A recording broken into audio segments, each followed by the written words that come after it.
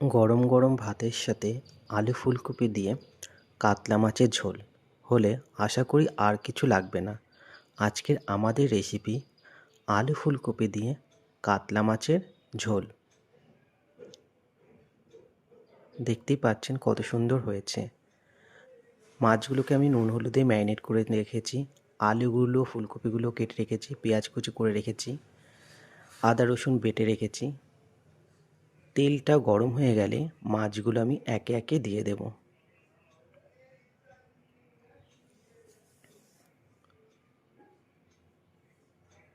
মাছগুলি হালকা করে ভেজে নেব।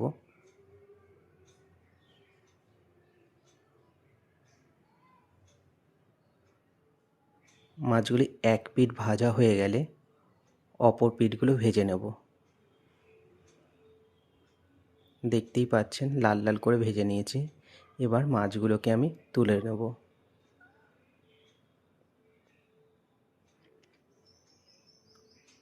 মাছগুলো ভাজা হয়ে গেছে। একই তেলে আমি আলুগুলোকে ভেজে নেব। আলুগুলোকে লাল লাল করে ভেজে নেব।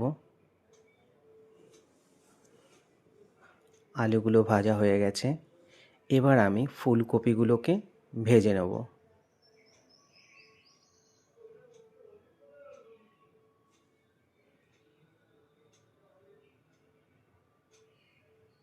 ফুলকপির মধ্যে হালকা নুন দিয়ে দিলাম যাতে নুনগুলোর মধ্যে ঢুকে যায়।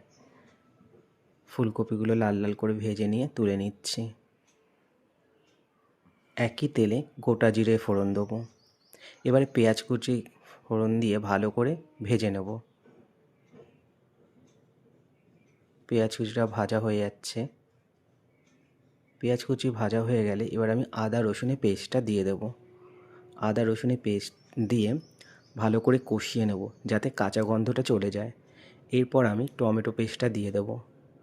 টমেটো পেস্টটা ভালো করে ভেজে নেব যাতে কাঁচা গন্ধটা চলে যায়।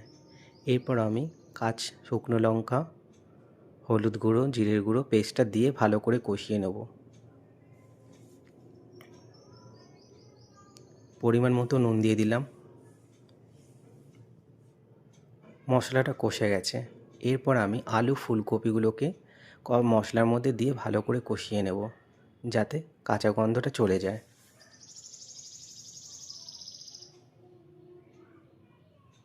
মশলাটা কষানো হয়ে গেলে আমি পরিমাণ মতো জল দিয়ে দেবো। ঝোলটা ফুটতে শুরু করেছে। আমি একে একে কাতলা মাছগুলোকে ঝোলের মধ্যে দিয়ে ফুটতে দেবো।